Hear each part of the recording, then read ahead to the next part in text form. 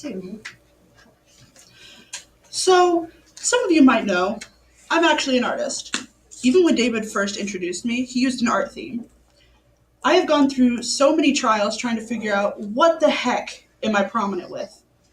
I've tried things like, charcoal. What have I used? I've tried charcoal, I've tried paint, I've tried watercolors, pencils, even Copic markers, which, just in case you don't know, are alcohol-based. But I realized very, very quickly, meaning within 3 or 4 years, that there is something I absolutely love using. It's Photoshop, and I love using a tablet. Now, what the tablet does is basically it's just a giant mouse with a pen. I just write on the screen and it transfers immediately to the actual computer. Now, with a tablet or with a mouse, it doesn't really matter what you use. You can create the most beautiful, the most eye-catching artworks possible.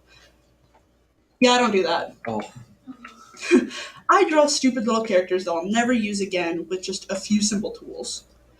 Now, it's definitely a huge learning curve to go from, pencil or paper, pens, to digital art. I will admit that. But today, I'm going to be showing you, what we're going to learn.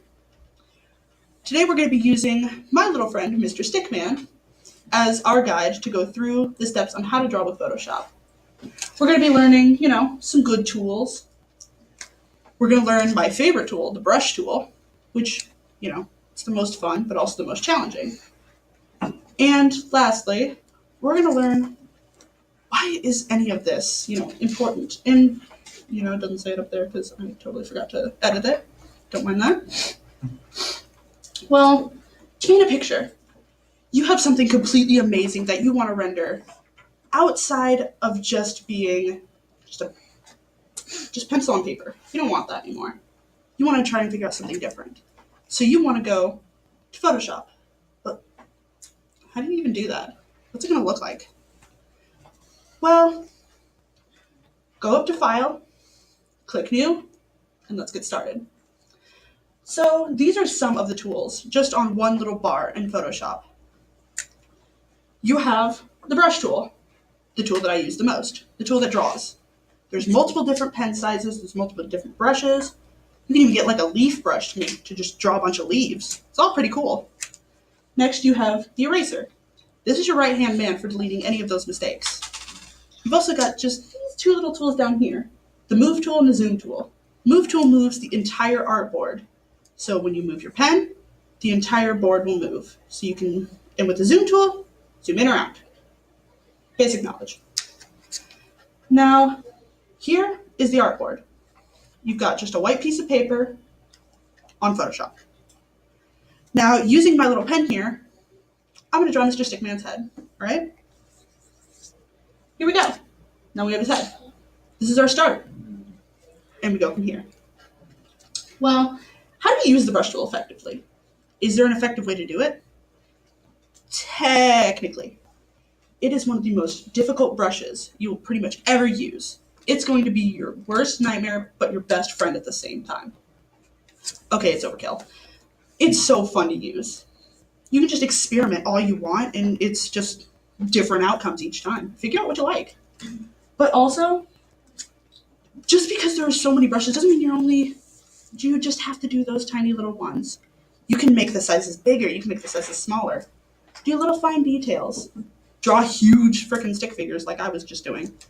But there's so many different kinds. You could use a pencil-like one. You could use a pen-like one. It doesn't matter. It's all brushes. They're fine. Try them out.